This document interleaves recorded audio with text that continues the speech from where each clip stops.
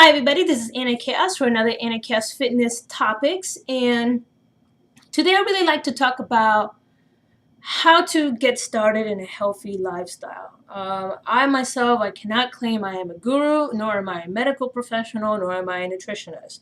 However, you're talking to somebody that in her early 20s was 325 pounds, went down to 180 pounds, ballooned up to 260 plus pounds, so around 265, and now I'm down to about 164, 62 pounds. The only difference from my previous time to this last time is that this time I have a monthly payment that reminds me that you can never go back to be a giant balloon, nor do I want to. I like the fact that I've been able to regain my life and actually being able to maintain what I've done, and the fact that I've gained mobility and so much freedom. So for a lot of people that pretty much struggles with dieting, I could tell you firsthand, I've been on a lot of diets, and I learned after some time that it's something that cannot be done in one shot. This is why a lot of people fail at diets. And the main reason why I bring this up is that I have actually one of my YouTube viewers, she sent me a message from my Facebook, and I hope you don't mind me talking about it. But she was asking me pretty much, how do I figure out my macros, and how do I figure out this, and how to figure out that. And to be quite honest, in that situation, because I don't know what the person is doing for how they're eating, what are they doing, do they have a regimen, what physical or like health issues do they have. The best advice I always give to people is start with baby steps. And what I mean by that is, first of all, get yourself like MyFitnessPal. I don't know how else to say it, MyFitnessPal or Lose It, one or the other. I highly recommend MyFitnessPal. I love Lose It, but after a while, their database is really weird, and unless you have the actual item on you to scan it, you cannot find it in their database. So I just use MyFitnessPal. Chances are someone there has already inputted, and it's easy to find, and it's not a problem. So I will suggest if you're actually serious about losing weight and changing your life around. I'm not talking like, oh, I need to lose 10 pounds because I'm going to the beach next week. This is how fat diets get started, and this is why people end up messing themselves up or dropping a bunch of weight and then look good for the activity, and then they freaking balloon back up. You need to do something that's sustainable. So my first advice is, first get in a food tracker on your phone. Everybody's got a smartphone today. I mean, I think I saw one dude the other day with a flip phone, but I mean, like, good God, that was an antique. But most of us have a smartphone, and most of us have access to MyFitnessPal. So download that, and for a week, honestly track everything you eat. And I'm not talking like, oh, well, the cereal box, when I scanned it, and the box says it's half a cup of cereal, but you actually pour yourself 2 cups worth of cereal. And I'm talking, you honestly, literally track everything. And your diet or your eating habits, it's like a relationship. You have to be honest with it. You have to be dedicated to it. And you have to be true to it. You cannot just you cannot eat crap into fitness. You cannot. Your body knows that you're feeding it crap. Your body's going to react when you feed it crap. When you feed it good food, good whole foods, your body's going to react different. You're going to feel the difference almost immediately. Like for me, if I try to eat at fast food restaurants now, because I've eaten so clean for so long, I literally get sick. It is just not a pleasant experience. So I'll be praying to the porcelain god for like a day if I eat too much junk food. So my first step is that I suggest is literally for a week, just sit down. I keep saying literally too much. That's hilarious. Anyway, track all your food honestly for a week. All of it. From your first snack to that little bun you snuck in, all the way to that midnight snack. You track every single thing that you ate. Do that for a week. Don't even bother to look at the bottom numbers. Just don't. Just put, okay, I ate 2 cups of this, 2 cups of that, just like you normally would. The problem that ends up happening is that once people start getting stuff on a tracker, they start seeing the numbers on it, and then they feel like they have to feel better or to look better, to give the appearance that they're doing good. They kind of start lying on their tracker, but they're still eating garbage, and then they wonder, or they eat more than what they're posting, and then they wonder how come they're not losing weight.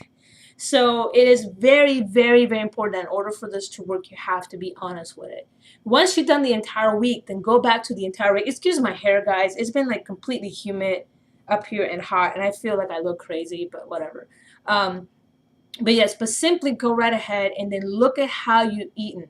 Look what has what many calories. Look what has high fat. So if you like drinking that really frou-frou Starbucks drink every freaking day, and then you start realizing that just that coffee is 600-700 calories, you might consider switching to something less sweet instead of a drinking dessert, such as just black coffee with a little bit of creamer. Black coffee literally has like no nutritional value. It's just caffeine.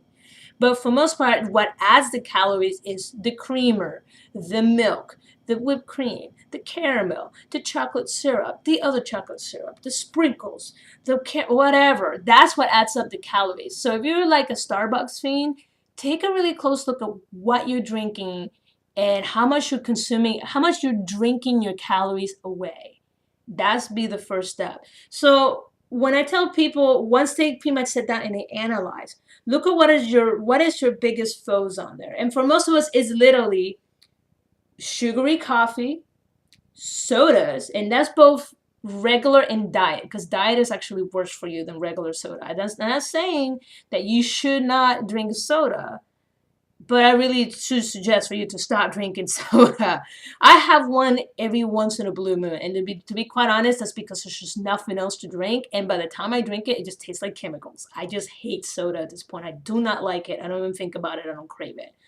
But that also includes that soda. And then the last one is juice. Believe it or not, juice are sugar bombs, because people's like, oh, it's juice is healthy for you. Yeah, but you know what? Like, for example, orange juice for 8 ounces is a little sugar bomb. Now, the worst part is because it's just the sugar in the orange itself. You're not eating the fruit. You're actually missing out on the fiber. So you're literally eating the equivalent of like 2 or 3 oranges in one cup, but you don't realize it because it's all in a liquid format. But if it was actual like the actual orange itself, you actually be stuffed to the rim from eating 3 or 4 oranges worth of fiber and then the sweet stuff on top of it. So I would suggest, which is what I did. I looked at what I ate and I started with soda. I remember at one point, like this is back at my heaviest, it's like at 325. I looked down one day, I was having weird heart issues, and I was married, I was working, I was taking everybody else, and I wasn't taking care of myself. And I could literally, there goes that word again, eat a Little Caesars pizza by myself, order 2 orders of breadsticks with the sauce, and a 2 liter alone in one sitting. That is insane. Looking back, it was insane. I didn't know any better. Even though both my parents worked in medical, we are Hispanic. We ate like Hispanics do, rice and beans, lots of sweet stuff, battered in everything, fried stuff.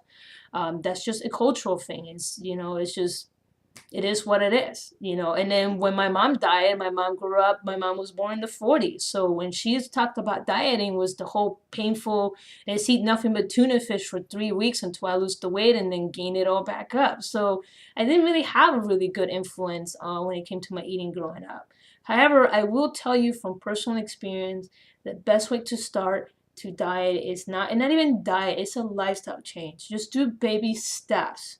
Start by removing the worst thing on your diet. And in most people's cases is soda. So if you drink half a liter of soda today, a full liter of soda per day, cut it back. So for example, here's a good example. If you go to like Chili's or Applebee's or any of those restaurants, you'll be eating, right? And you're like, oh, I bought a salad, and the salad is like 500 calories, but then you get a soda. And keep in mind that the server will keep coming around, keep refilling your soda. So by the time that you are done eating, you haven't realized that you literally drank 2 to 3 cans of soda for the salad you had. So you didn't really do yourself any good. That's why pretty much order water with lemon. You can't really go wrong with water with lemon, and it's water, and water is good for your body. So be mindful of some of the stuff that's in your daily routine. So if you were to start anywhere, start by looking at how you are drinking your calories. That is the biggest, like, I cannot even tell you, between sodas, energy drink. Oh my God, energy drinks. I mean, the Red Bull ones, I just did a review just for one energy drink was 40 grams of carbs, 38, which was straight up sugar. Holy Jesus, yes. So you're hyper, but you're drinking straight sugar. And if you're not an active person, that's just going straight to your hips and your ass. Excuse my language. So yes. So start by literally removing something that is just like a bomb in your diet. In most people's cases, it's soda. So even if it's diet soda, when I used to drink soda, I had to stop because it has saccharin on it. Saccharin is not really good for your body at all, period. Just grow it up. And at the time, I used to always have joint pains, like my elbows and stuff will hurt, my back will hurt, and I couldn't figure it out. And then within 2 weeks of me stopping drinking soda, I literally noticed that a lot of that pain went away. And I'm just like, whoa, what was I drinking that my joints were hurting? They were inflamed. So I just don't drink soda at all to today, as much as least as possible. Like it's like once in a blue moon, and maybe once in my rum and coke, because I'm Puerto Rican, we must have a rum and coke. Okay, just saying. But yeah, just start with that. Look at your soda. If you're not a soda drinker, look and do not replace. Here's the other thing people do. They'll get rid of the soda, but because they're craving that sugar, then they'll replace it with juice. No, start replacing it with water or water infused with fruit. You can do to transition, you can do water infused with a little bit of like the Crystal Light to the MIO just to transition you through. But honestly, those are artificial sweeteners, and I'm guilty of it right now. I'm doing the MIOs because I just need something different for a little while. And now I'm getting ready to start switching into actual fruit into my water. So that way you're not consuming calories in a different way. So make sure if you're transitioning out of soda, transition into flavored water. Do not transition into juice, and do not overdo it with a coffee. If you're a coffee junkie, look at what you're drinking. Look at literally, if you go to Starbucks, look at their calories. They have the calories on MyFitnessPal. They have it on a menu. Just ask them, hey, what's the calorie? And I think they're even posted on the walls. I don't drink coffee. I'm allergic to this stuff, but I have friends that are addicted to it. And I've seen the nutritional value of what they're drinking. And it's terrible. Absolutely terrible. Just too much fat, too much sugar, not enough nutritional value at all, period. It's just sugar, fat, and that's it. That's literally it, sugar and fat. So just letting you know. So, but anyway, guys, if you're going to do changes, baby steps. Just do one at a time. And once you've gotten used to, just with the soda alone, you will see the weight drop. And I've seen that several times with different male friends. They literally just stop drinking soda or beer, and within like 2 weeks, they're down like 10, 15 pounds. And of course, there's some guys, ladies, who will drop maybe like, 4 or 5 pounds. So yeah, it's worth it. It's worth it. So just change little things at a time. Do not jump into like, oh, I'm going to do the Kim Kardashian or Beyonce baby food with honey. Of course you're going to lose weight. You're not really eating anything. It's kind of like those diet cookies and bullshit they sell you at the stores. Like, oh, if you eat 2 crackers with exercise and everything else, you will lose weight. Well, no, splah. You're not putting anything into your body. You're not, and it's unsustainable. Do not fall for hacks. There is no shortcut to good nutrition. There is not. I've been at this for about 1.5 years, 2 years, and I'm still trying to trim down the last, 20 pounds. So, yeah, there is no shortcut to nutrition. You just have to do it gradually. You have to learn when to say no. You have to pick the healthier choices. And I'm not saying you should do that 100% of the time, but if you could be good at least 80 to 85% of the time, and every once in a while treat yourself, go for it. That doesn't mean to be good Monday to Friday and then splurge out all weekend, because you're not going to see any difference. You're not. I'm guilty of that. And that's the rut that I fell into this last time after my surgery, because I've been recovering for 6 months, and I weighed really well Monday to Friday, and then the weekend I said, meh, and I just been staying at the same size. And now that I'm dieting again, I'm seeing changes on my body. So I'm really ecstatic and stoked.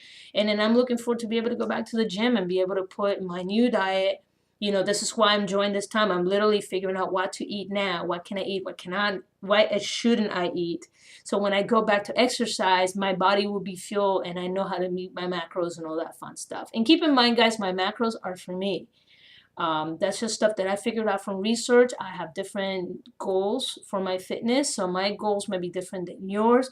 Obviously, I'm trying to retain muscle, because you retain muscle, you burn more fat, and I like to be able to perform. Versus a bikini competitor where they have to lean down as much as possible, and for them, it's just aesthetics.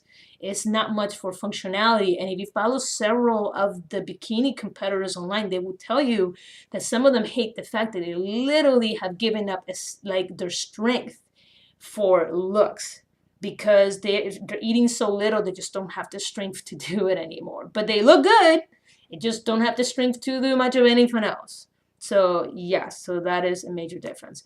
But anyway, guys, this has been Anna Khayos for another Anna Khayos Fitness Topics. Excuse my rant, I can go off on and on and on and on. But don't forget to follow me on Facebook, YouTube, Instagram, Tumblr. I am also on MyFitnessPal, Fitbit, and Bodybuilder.com. Do not forget to check out my GoFundMe, where I'm still taking donations towards my surgery. And if you cannot donate towards it, at least share my story. I am very, very grateful for every time you guys watch my videos. Thank you so much, and I'll talk to you guys soon. Bye-bye.